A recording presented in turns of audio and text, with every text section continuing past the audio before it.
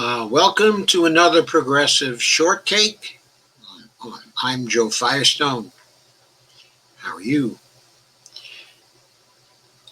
There was a pretty good article on the Prospect today by Alexander Salmon.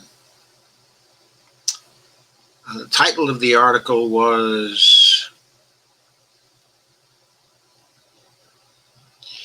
"What Was Missing on the DNC's First Night."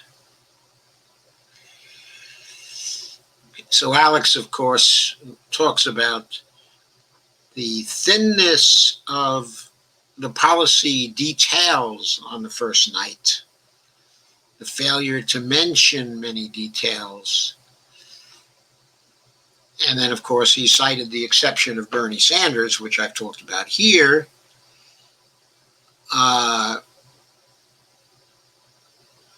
But he also pointed out that there were several notable provisions that were missing from Bernie's list.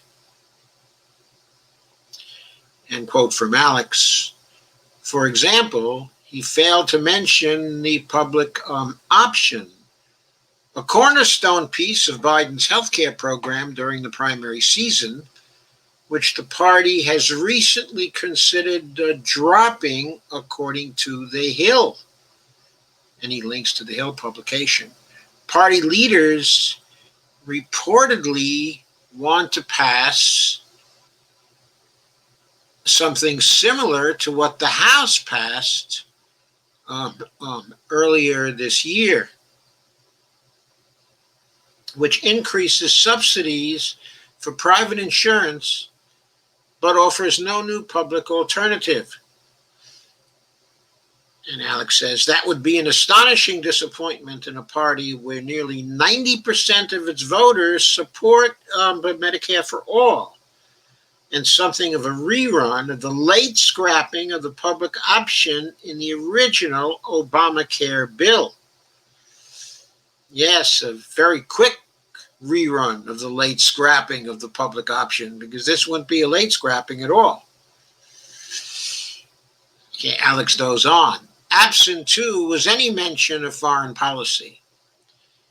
That's of particular concern for progressives, as Biden has openly courted a number of the party's most hawkish and financially conflicted operatives in recent months, including Susan Rice,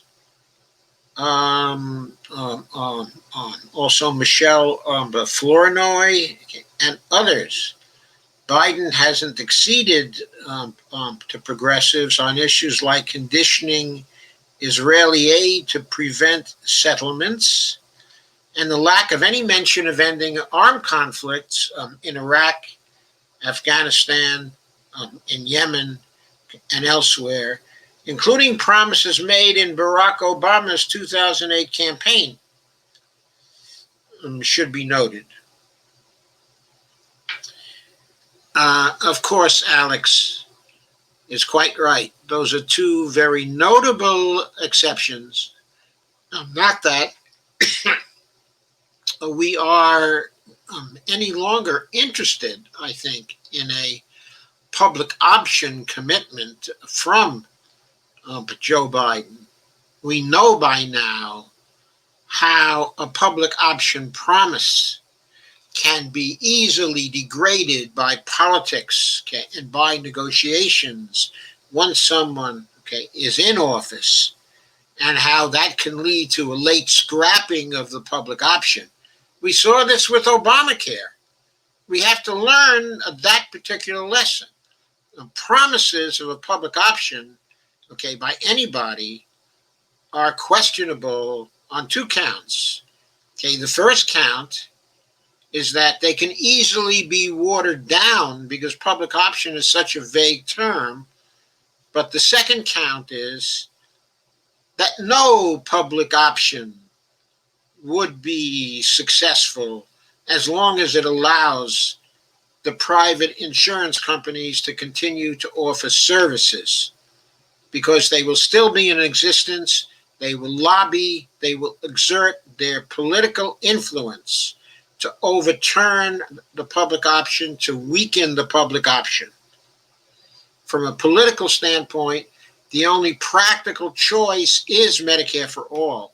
And that's also true from a financial standpoint. A Medicare for all program would be much cheaper than any public option private sector program taken as a whole, but taken together. If we really want to reduce what we currently spend on medical care in the United States and still have better care, we must replace our $3.8 trillion private sector government hybrid hodgepodge with a systematic Medicare for all program that could be delivered undoubtedly for less than $3 trillion a year, and that would go up in cost at a far lower rate than the current system would go up. And as for the absence of any mention, of foreign policy, from a progressive standpoint, we must have change in this area. The neoliberal foreign policies we have executed for the last, 40 years have led to a disaster for the United States, led to a disaster for us in terms of spending all over the world on things that do nothing but increase the hostility to the United States and the harm done to other countries by this foreign policy that we still do today. Not only the countries that have been mentioned here, but the Latin American and South American countries that have been harmed by our continuous neoliberal policies. We must bring an end to that whole regime. And that is not something that Joe Biden is promising to do at any level. At any level. And what about trade policies? Joe Biden has always been an open supporter of the so-called free trade regimes, like the TPP and like NAFTA. There's no indication from him that he doesn't want to bring those back and start to renegotiate the TTP and the TTIP and the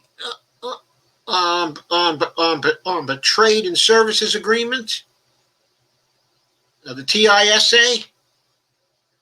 All of those would have been a disaster for people here in the United States and would have only led to further globalization trends and to further inequality in the United States.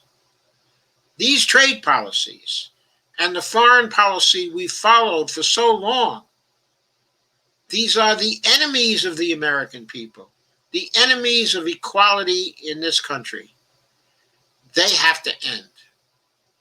And we need Medicare for all.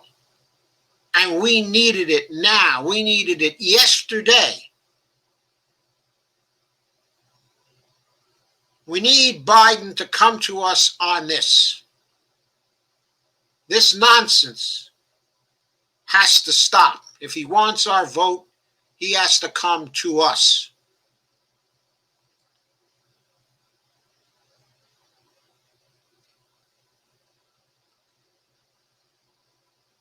And so that brings this progressive short take to an end. Once more, I will give you the promo and my Patreon account, patreon.com/Joe Firestone. Thank you very much for coming. I hope you liked this short take.